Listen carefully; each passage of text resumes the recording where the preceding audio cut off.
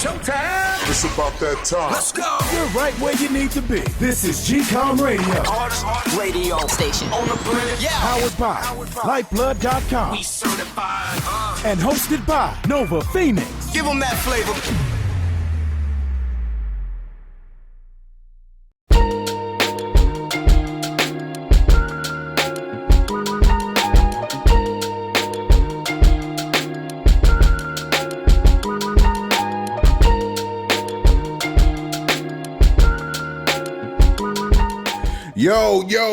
Yo, what's going on, guys? What's going on? What is the deal? Yo, thank you guys for listening to the show. My bad. I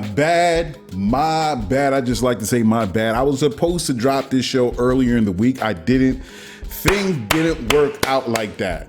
It didn't work out. That's how life goes. You think you're going down wrong road. It's like almost the saying, you know that how that saying go, you make a plan when you think you're making plans and then God has something else done for you. So it goes something like that. You try to make plans, but God got something else in store for you. I'm paraphrasing. I don't have that phrase right down to the exact word, but that's life. You think you got something planned and God was like, oh, hell no. You got to go over here. It's going to get a little dark. It's going to get a little gritty before you go over in that direction. So yeah, that's how life went. I was supposed to have a show. I did not have a show for you guys. A lot of things have been happening. And here's the other thing. I may not have a show for you guys for the next couple of weeks. Yo, my bad. And the reason why I'm saying that, let's keep it 100 with y'all. As you already know, I'm talking with people in the VC world, taking this thing where it needs to go, Lyfeblood. For a long time, I'm still on that road, still doing my thing, talking with folks, networking, getting to know a lot of good people, hopefully making friendships, hopefully making business relationships. But other than that, I am working. I'm a working founder. I was over at the Techstars thing, and it was like, yo, and it's just not Techstars, but there's a growing message or narrative. Hopefully it takes over as far as founders concerned. I think a lot of people in the VC world have been doing it for decades and making the numbers what they are in the VC world as far as how much money is being funded to these founders. There was a certain narrative that was kind of became Bible.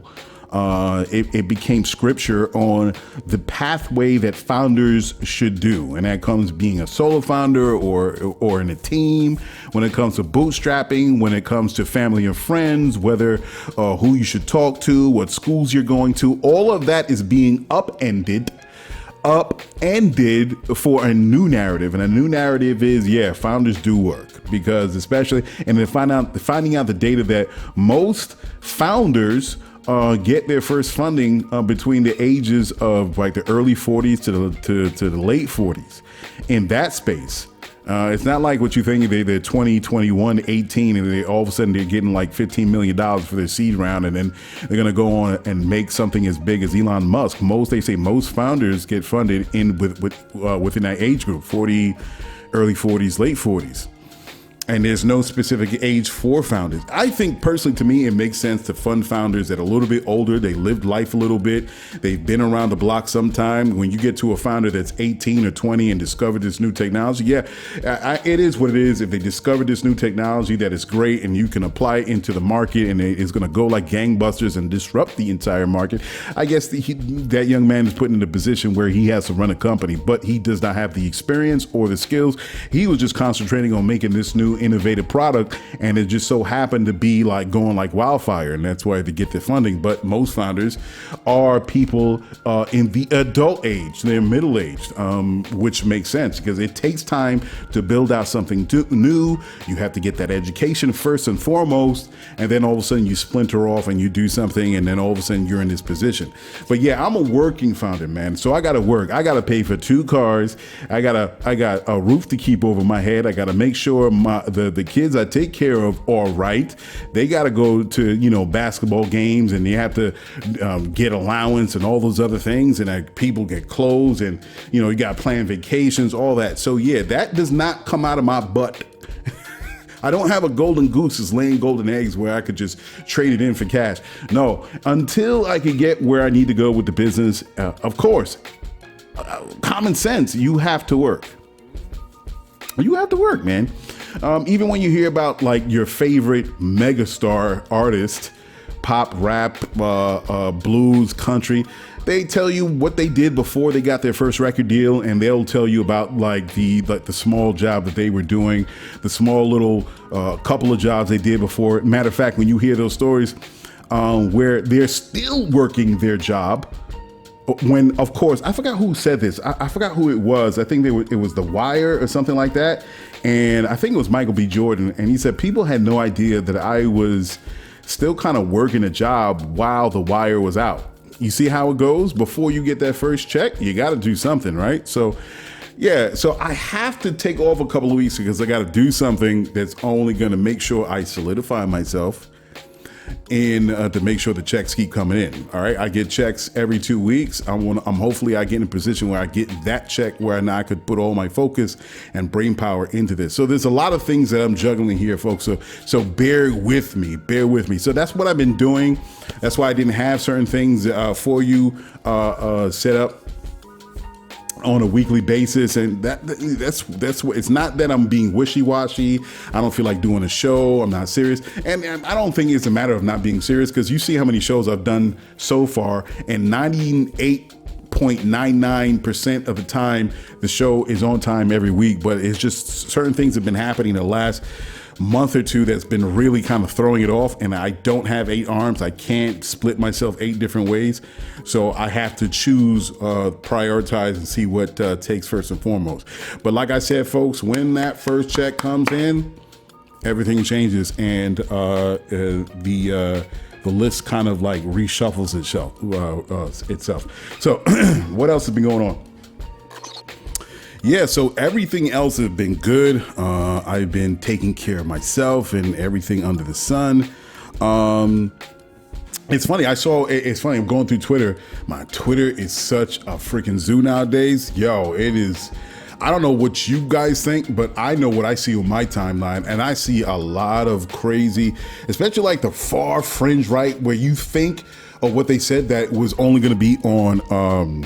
It was only going to be on like 4chan or one of these like dark websites, and that's where they've been kind of pushed off to. Elon pretty much opened the door under the guise of free speech to let them back on, and yeah, I see all types of stuff. Even some people that's been on Twitter that have said like, yo, I should get off of there. And I tell people, don't get off of there, because then all of a sudden they win. They start their voices start taking over the platform, and all of a sudden it's shit. So I'm not saying not to go to any other platforms if they do come about, because people have shared. I can't remember which one. There's like two sites that people have been sharing. One that was an alternative to TikTok when that whole congressional hearing was going on, and it was US made, whatever. And it was another one I can't remember, that people, Blue Sky or something like that. And I'm like, okay, whatever. But I tell people, don't jump off.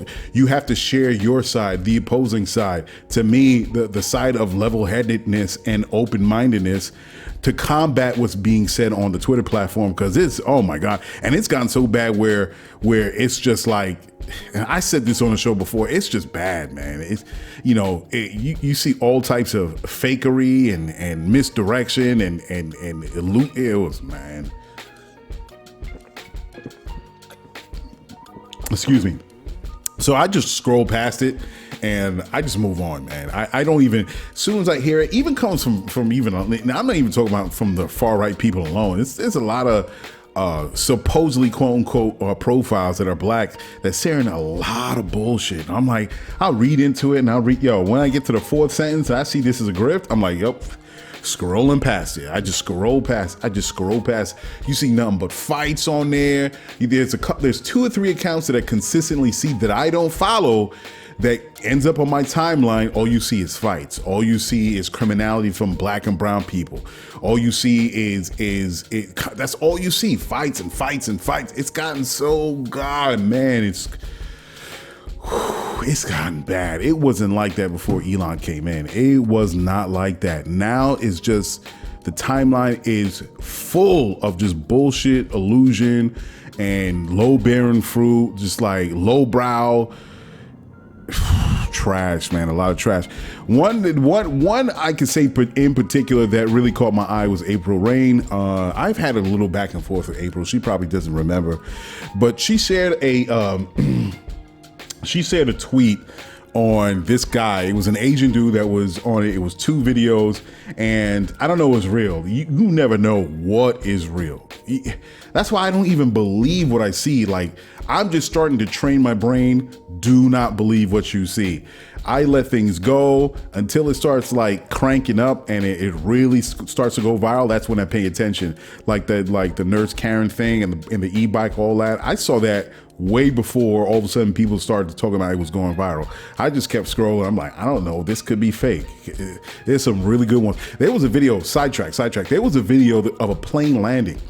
I thought it was real. The plane was going to land on the aircraft carrier, and all of a sudden it went totally 90 degrees, which some planes can't do that. The new planes, not the F-15s, F-14s, but I think the F-22 Raptor can do it. It just went on end on the turbine side and just straightened itself out, leveled itself out, and landed. I really, in the first 10 seconds, thought that was real. And then I just quickly scrolled down and it was like, yeah, no, that's a video game. That's one I got to say that Twitter does do. Twitter, sometimes they do have little captions under the tweets that say, to kind of to put a counter to the information that's being said on the tweet, which I said is like they had one that was a target. And they were trying to say that, it was an LGBTQ thing going on and people were mad and they rated the target, and it wasn't totally that. And Twitter did put a little caption at the bottom saying, no, that was from 2020 during the George Floyd thing, blah, blah, blah, blah, blah, blah. So, they do capture some things. But this video with the plane, that was fake. I'm like, it's gotten so good, like as far as graphics are concerned. So anyway, let me just back up again because I went to side. So anyway, April Rain shared the video of the Asian guy, and again, it could be fake, I don't know. But he went on to talk about that he started a business and he's making a whole bunch of money up to the point where he's making $250,000 a year, a month. I think he's selling product or something like that. And he was going off saying like, his parents, he gives his parents money. His girl got a house. He got a house. He takes care of his girl, blah, blah, blah, blah. And the second video was him kind of defending himself because when he put out the video, they were saying, well, if you have all this money, why are you spending all this money on it? But whatever, he made a response. So anyway, I didn't care about any of the things that he was talking about as far as what he was buying, as far as his monthly expenses. What got me, he was saying that he has 6 cars. And you could go to April Rain's profile. This guy said he had 6 cars. 3 were rented and 3 were paid off in full. He said he's got a Porsche Cayenne that he said was for his mother. He's got a C300. I'm assuming that's a Mercedes-Benz because I remember the model numbers. They have a C for the Mercedes. He says he's got a McLaren 65 LT, which is his. He has a G63 AMG, which I know that's Mercedes-Benz AMG. A Lamborghini Huracan, whatever. Yeah, he's got that. I know that. And he's got a Porsche G3 RS. All high-end luxury cars. And you know what he said he pays for car insurance? This is what got me. Everything else went into a low mumble. All I heard was he pays $1,500 a month for car insurance for all 6. All 6. This guy, all 6. I'm like, wait a second. I got a Hyundai that I even posted on the platform because the car is failing. I got a Hyundai and I got a freaking a Toyota from 2007. That's like the backup car. If I want to make a quick run, I hop in that. Some things I gotta fix on it. You know how much I was paying? I was paying close to $1,000 for some old ass fucking mid-level Hyundai. Ain't nobody was buying Hyundai. Hyundai just started getting good design-wise, but nobody was their first thought was to buy a Hyundai. It certainly wasn't for me. It certainly wasn't for me. But then I was like, that's not bad. I think I'll get one, right? And so I did. And I got a Toyota, $1,000. Now, granted, I did get some tickets, granted. All right, not a whole lot. I got a couple tickets, and they were saying, well, that's the reason why your premium is high, Mr. Lassie. So I was trying to go every which way, trying to figure out how am I going to lower, because I keep on talking to people. They're telling me that, yeah, they pay two cars $200, $250. Like people live in Jersey, people in. I'm like, how? You had to have accidents. Nope, never had an accident. Wait a second. Time out. Pause. You telling me you've been driving for 15 plus years, you've never had an accident? Somebody has had to have one. So they say they've never had. So I'm thinking, okay, maybe I'm the problem. I had one crash and a couple tickets, but still, and it's spaced out. It's not like I was doing like back to back. I was doing craziness. My tickets was like every 2 years. You know what I mean? Get a little BS, like, what do you call it? The red light camera. Not no serious shit like, drunk driving and I matched up 2-3 cars. Nothing. Regular shit. $1,000. $1,000. It was like 909, something like that. $950 or something. Yo. And this dude got a Porsche Cayenne C300, McLaren 65 LT, AMG, a Lamborghini, and a Porsche. And he paying $1,500. Those are high-end luxury cars. Somebody's trying to steal it. And then, of course, April Rain, I said my piece, and April Rain was like, oh, it depends on the state where he is. A lot of rich people got, loopholes they try to jump through. And then, it depends on how much they drive. Bop, bop, bop, bop, bop, bop, bop. What? If this dude is driving a Lamborghini Chiron, whatever the fuck you want to call it, you would think the insurance company gonna be like, yo, that's a high-end car. Someone is going to try and steal it in your driveway, no. Right? I got a bullshit Hyundai that I overpaid for because it's goddamn chip problem, and a 2007 fucking Toyota, and I'm paying closer, and my joint just dropped, and I still think I'm paying a lot of money. I'm paying like $600. So I was complaining. I was like, wait a second, I don't even drive my Toyota. It's just sitting on the property. It's just sitting, and you want me to pay $300? And it's not even full. Of course, it's not even like it's what is it called? I don't even have full insurance on it. I got liability. I'm not even paying full popping, and it's still $300 and some dollars. I'm like, I am getting ripped off somewhere. Ripped off. Yo, I could not believe it, y'all. I could not believe what this. I had to replay that joint. I was like, $1,500. Whoa. Yeah, so that's how it's been, folks. All right, so let's just get into this. The couple of topics that I picked is only going to be like 20. Oh, shoot, I'm already in it. So however I end is when I end. I'll make this quick. I thought I was going to do like 20 minutes. Nah, it's not going to be 20 minutes. Yeah, let's get it. I'm your host, Noah Phoenix on GCOM Radio on iHeartRadio. And our first topic of the show is, of course, what I mentioned, the H&H nurse. Oh, man, where are we going with this? Nova, where are we talking about? Yo, so the lady initially just said, hey, the lady's lawyer, labor lawyer, because she got put she got suspended right quick from the H&H, the hospital, wherever she's at. She says she's going to sue the lawyer, sue the hospital, sue anybody. The lawyer is saying anybody that says she's a Karen and blah, blah, blah, blah. He say he got receipts of the time that she clicked it to say that it was her bike and these thugs were trying to take it, whatever. Right? So I was like, oh snap, well, she's got a receipt. It clicked zero. All right, you said it says $0 charged because it probably was in and out. You don't know what happened. She produced receipts. And let me tell y'all, oh my God, the far right Twitter was coming out like in a horde. Oh my God, when that joint dropped. My Twitter feed was inundated with people like, see these thugs, she was right, she was pregnant. What, see all the lefties were talking about? Oh, they were giving the business. So I'm like, all right, cool. It's early. She is early, you know what I mean? She said she got her receipts. It's still just because she produced a receipt, it makes no difference on what you saw on video. It doesn't validate her attitude that she was giving on video. The way she was acting when she was screaming for someone, the way she was trying to bully these kids, the way she was saying, oh my God, I'm pregnant. Like nobody was trying to kick you in the stomach. You know, nobody was doing that. And then she gave those half-ass tears.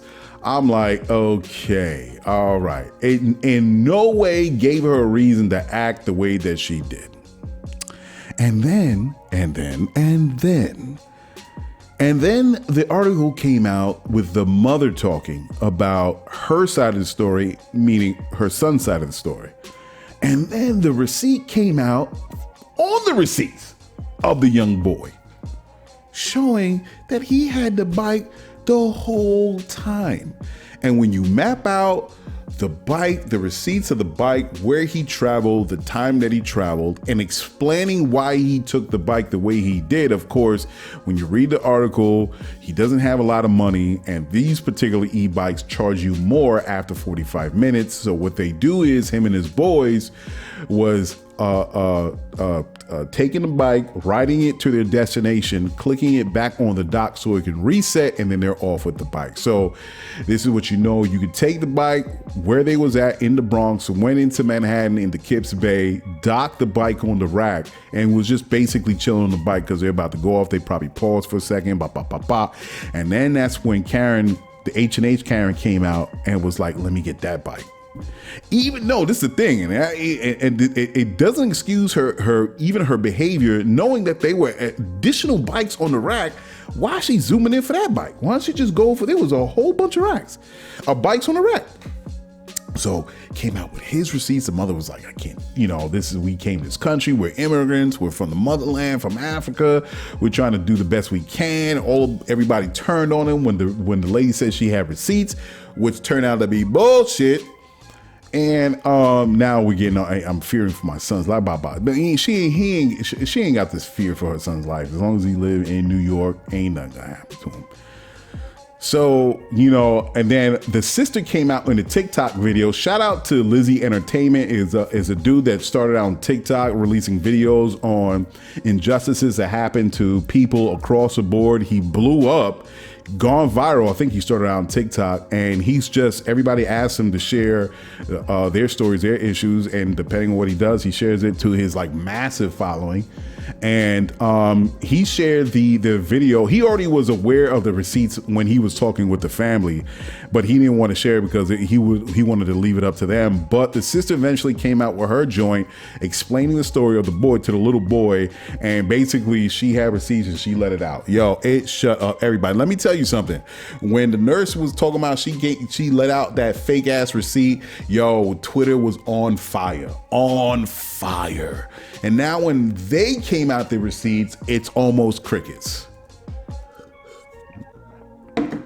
2 or 3 people shared it. Of course, Lizzie Entertainment, the dude Lizzie Entertainment, he shared it. But let me tell you, when that lady came out with that fake ass receipt, let me tell you, the Twitter was in an uproar. Every other goddamn 2 or 3 tweets that I've seen, I'm scrolling, I'm like, see, the lady was right now. See, these thugs were trying to take their pregnant woman's bike. And now when this brother came out, the sister dropped her receipts on the bike receipt. Now it's like, you just hear crickets, 2 or 3 people. You see what I mean? That's how it goes down. That's why I always say you gotta be careful what you jump on. What you jump on social media nowadays. Social media is getting so crazy. Excuse me. I'm sorry, bourbon on my, I'm drinking water. Social media is getting so crazy. I'm telling you, you cannot believe what you see. You literally have to jump off of social media, Google it, and figure out if the story is true. man, it's not even like what it used to be when it first cracked open. Now, knowing the fact that people are not really paying to mainstream news sources anymore, and they're going straight to social media, they have hijacked social media to the point is like, to me, the only thing left is TikTok, and you know why. And they ain't going after TikTok because it's from China and they're stealing U.S. information and all that shit. I said they can't control it. All right, TikTok has captured the U.S. audience, and the people in power are saying, "Fuck, we can't have the U.S. audience paying attention." It's not like even China's doing anything like slick or underhanded, like, trying to put out their own disinformation on what is going on in America. Now they just letting the American audience talk to each other. That's all they're doing. And powers that be don't want that. They're like, nah, we got to control the information. And that's what major news media is about, controlling the information that gets to the people. That's how they can pass laws. That's how they can turn people against other folks. Media is a very powerful tool. But now that the cat's out the bag and people realize that they've been lied to, a lot of people still believe in Fox News. And as I said before on the show, Fox News is not a conservative news channel. It's not. It's a propaganda channel. Because I purposely watched it, and the things that they say is so over the top, and there's just gullible people that believe it. Because I talk to right people that lean right. They're Republican and they're Fox News watchers. They watch it every night, and I can literally hear all they're doing is regurgitating the same words that some news pundit said on Fox News. And I'm like, yo, you got to get. And so, well, you got to stop watching CNN. And I'm like, yeah, you're right. It's the same thing with that. It's everything. You have to find alternate sources where to get information, because you're not going to get the truth. All right. Most of the stuff is all a distraction. And if they could tie you up in culture wars, like you wear knitted socks, you wear cotton socks, I wear, rayon socks. I don't know. Pick any fabric. I pick silk socks. Oh, you wear cotton socks? I wear silk socks. There's something wrong with you. You can't wear cotton socks after 6:00 p.m.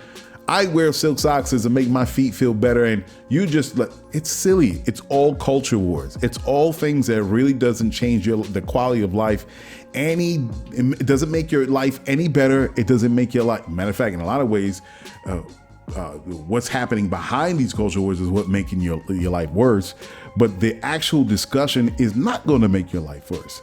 All it does is fills your brain, and it makes you direct your anger and your angst and your frustration to each other instead of the root source or why the conditions of your community, your surroundings is the way that it is. Okay, so yeah, that's wild. Move on to the next thing. No, I'm not going to talk about that. Let me move on. Techstars. Techstars have been great. I love the people that are meeting at Techstars. I go every week, meeting good people and submitted for that. Of course, I got turned down for Y Combinator. There was a couple of people that was tweeting in that they got on Y Combinator. They got turned down. And to me, I'm not really... Y Combinator, it's an accelerator program out in San Francisco. Look, they're so... Before they were grassroots, now... the cat's out the bag as far as what Y Combinator does, and I'm sure they get thousands and thousands for their own submittals to get into Y Combinator. Everybody wants in, and when the world wants in, and only a few people could get into it, that's how it develops this air of exclusivity. People want to get in the club, but it's all good. I mean, they have to turn away people. They can't get everybody in. So when I got the refusal from Y Combinator, I was like, okay, well, whatever. It is what it is. And I guess it's a point where you have to know someone, like New York unions. You got to know someone inside to get on the inside, so you can be an operator or something like that. So in the same sense, you probably got to know someone on the inside to get into Y Combinator. But New York Techstars is beautiful. It's the office just opened here. I'm just a part, it's just good to be around driven founders and them talking about their ideas, and you could see the twinkle in their eye when they talk about their businesses. And to be in that club in itself, to me, is a club where people have great ideas, but they just have to get it off the ground and meet the right folks, and how we network and how we can help each other and move forward. And, hearing the struggles, even when when you cross that threshold into getting that first check, you're still going to get struggles, and you're going to run into problems. But it all depends on who is in the captain's chair. Because you can't run from problems. You're going to get problems all the time. Being a great founder doesn't mean that you're going to it's going to be like lollipops and roses, and it's going to be beautiful, and the sun is shining and the trees is swaying in the wind. It's a picture perfect moment, and you're the greatest founder ever. No. To be a great founder is also to deal with the downsides, the downturns, when you get into those murky lower levels and you don't know where to turn. And that's what makes the difference between a really good founder and the rest, because you have to figure out how to move through adversity and move through the tough times. And right now, especially in the VC world, is a tough time for a lot of founders, because a lot of it, especially with Web3 and FTX and Daquan and the interest rates that's going up in the Fed, and it's really, the news people are always saying, "Oh my God, it's the coming fall! It's the fall! It's the fall!" It's like, they're talking about the fall so much, the economic fall so much, that we're gonna get into the doldrum. America's gonna turn back the breadline so much, people are gonna actually start believing it. And that's what I'm saying. I'm like, damn, y'all talking about this so much, it's like you want it to happen. You're not even talking about solution. You can talk about there's a possible coming of a failure in the market or in the economy, but you have to actually have some sort of solutions so we can take less of a blow when it actually does happen. All they're talking about, the fall, the doomsayers. It's like, relax. Oh my God. So Techstars is great. And I'm looking forward to really creating relationships on that note. Meeting a lot of great people on Twitter, and I'm building my network. And one brother that I really love talking to is Daryl Frater. I wanted to get his last name. I wanted to say it right. Daryl Frater, and he has his own VC. He's a venture capitalist, and he's doing his thing. And he's connecting a lot of people. He's doing it organically. He does it on a weekly basis, and you can pitch on his Twitter space every Friday between 1 and 3. And there are a lot of good people that I follow there. I think they're fantastic. And that's what I'm saying, how you reach out. I'm connected to a lot of, I would expect to get that from the established VCs in the VC community. I expect that to get that from Y Combinator. I expect that to get that from all the establishments, getting the big money from all of these LPs and GPs, general partners, if I'm saying that right. You hear those people in the background? Yeah, there's kids out in the background. You would think, right? And they'll say, hey, let's do a Twitter space and really connect with the founder community, see who's out there and talk to them about right? No, it doesn't happen, but he's really doing it right. And I see some big things that's happening for Daryl Frater and what he's doing. His VC is called Visible Hand. So definitely, if you're a founder, if you're a Black founder, if you're an underrepresented founder, and you want to see about the possibility of getting funding for your first check in whatever way, go to Daryl Frater at Visible Hands, Visible Hands VC, as his Twitter profile is called.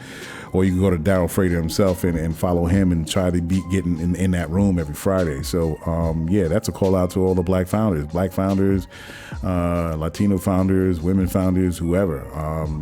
Founders that are from the continent in Africa that's trying to get funding. He's a man. So big ups to Daryl Frater, man. I really appreciate what he's doing, and I see big things happening from him in the way that he's doing things right now. I was talking with this guy online, and I spoke about it before, and I really want to do as Lyfeblood grows. And I said before, and I say it again because it's been a minute. For all those new listeners that are out there, I want to do a world parade. I think that type of event is beautiful. I don't know why that hasn't happened yet in New York City, in the diverse community, the multiple ethnicities and different cultures and races that are here, that live in New Yorkers, that live in New York, that call themselves New Yorkers. I don't understand why we haven't had a world parade. And I would like to do one under Lyfeblood, and I'm putting it out there, and somebody could take this idea. I don't know if it's, not to say that someone hasn't created something like that, but I've been to a number of different festivals over my years living in New York, and I would love to do an event kind of like under Lyfeblood, kind of like the Macy's Day Parade for Thanksgiving, but this time I want to do a world parade that's associated with everyone that's a part of the Lyfeblood platform, because there's a range of different people when you go to Facebook, and Facebook is all over the world. That's what I want to do for Lyfeblood. And it started in New York City. I'm talking with this guy that I met at one of the event, good dude. I don't have his, let me see if I can mention it, because we were talking about it before. Hold on a second. His name is leaving my head. And let me see. His name is quickly Raymond Ebert. I met him at one of these blockchain events, and we were chatting on Zoom, and I said I want to do where you have multiple different cultures having their own float. It could be 7 or 8 floats. You could be one is from I don't know, Hawaii. You could have a Hawaii float. You could have an Irish float. You could have an African float from the many different countries. It could be from Ghana or South Africa, whoever. From people in Nigeria, if one's from the community. You can have a variety of different cultures, actually the native indigenous peoples float, and all of them are going to have their own floats, and they're going to, go down some street and represent the people. And people are going to have their own booths, and they're going to have their own food, and people can buy from each other and eat food from their culture, from their booth. And it's a way to show that, we live in a diverse world. We live in a diverse city. And it's great that everybody has their own parades, and that's beautiful.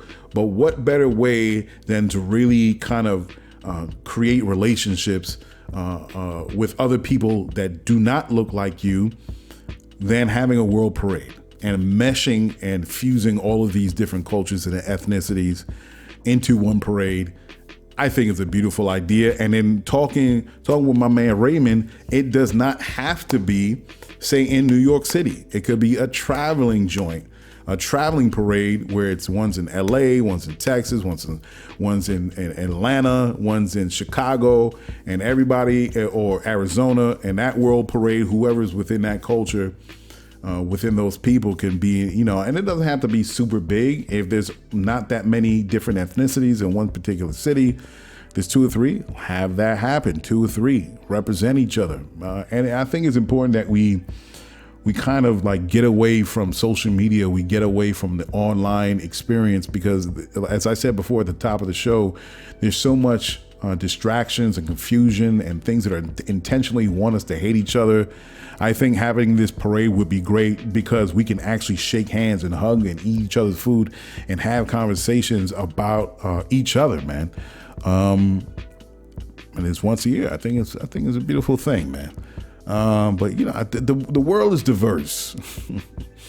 We're so used to America and it being majority white, of course, for right now. That's all we ever see, and we look through the lens of American culture, and American culture is primary at the top, and no one else matters. And all of a sudden, when we have people coming into the border, it's like, oh, we can't have you here. Oh my God, we can't have you here. That's a complicated issue. That's another issue I'll share with you on another day. And the world is already diverse, man. And of course, you're going to have places that predominantly one particular race. Like you can have Italy, or you have Poland, or you have Germany, right? But there are other people that's living. The world as a whole is a diverse place. And I think we should be able to recognize that. And it can happen, and we can visualize that. what you call a world parade in one place or different places. The only thing where I see us celebrating each other's differences and different cultures is the Olympics, because there's a lot of different people representing the countries coming into one place and they compete, and you see people's flags. It's the only event that I've seen where people, you see different flags and different people representing their countries all under one roof, more or less. So, to have a world parade and seeing these the ways of dress and food and languages and viewpoints and faiths, I think it would be a super dope idea to do. So maybe one day when the time is right, Lifeblood is in a particular position where we could talk with a particular city. Probably you could start off in New York, and because there's so many people that do live here from different cultures that, we could just jump it off here. And it's just an idea. All right, last thing before I get out of here, I've been speaking for a while, is, man, I'm going to leave it as such, man. I'm not going to say anymore. I'm going to leave it at that. I'm going to leave it on that note, on the note of celebration and togetherness and diversity. All those people that are against DEI, that's a lot of things Desantis was talking about. Yeah, did I speak about Elon? Yeah, Elon, that was a stupid thing. A lot of coded talk, dog whistling, distractions on issues of CRT and LGBT issues and all that blah, blah, blah, blah. So, they were all, Desantis was surrounded by people that looked like him and think like him. So there was never really a challenge in the questions. There was a lot of people in the room, and, the left is talking about how, oh my God, they glitched at the beginning because they couldn't hold it together. It was a stupid thing. It was like, see, you failed. It was a stupid thing. DeSantis got a lot of people in that Twitter space with the help of Elon. And don't think you're fooling me, Elon. I know what you're getting at. I know what you're getting at. So, there was a lot of things that were problematic. DeSantis did something that no politician has ever done before, using Twitter space as a means of talking to the people. And he pretty much stuck it to the Democrats in terms of strategy is concerned. So instead of the Democrats trying to make jokes on him because the Twitter space had a little glitch, that's sad, But yeah, I'm going to leave it on that note. Well, we're going to counter that because they said a lot of stuff about diversity and taking it out. And, it was a lot of bullshit talk. I think we're going to counter that with this world parade. What do you think, guys? Do you think you're down to do a world parade? Once Lyfeblood gets to the position, when we launch and we get this out there, this is a new platform, we're going to do a world parade. And we're going to celebrate each other as humans, celebrate our humanity, because that's what makes the world great, diversity. So that's what I'm thinking of doing. All right, folks, I'm gonna get out of here. Thank you for listening to me. I appreciate it. Again, I'll try to see about doing a show, a short, quick 20-minute joint, because I just need to do some things right now to keep the money coming. If I can't do it, I'll see about coming back. Probably it's the 27th right now. So I'll see about trying to get in the show in, let me see, boom, by the 15th of June. By the 15th to the 16th of June, or if not the 15th to the 16th of June, like a full joint, hour and a half, they'll definitely be the following week, like the 22nd and 23rd. So just bear with me, folks. I got a couple more shows till I get to the 200th show, so I'm not leaving anything behind. I'm not leaving the show behind. I love it too much. I love talking to the folks out there on this mic.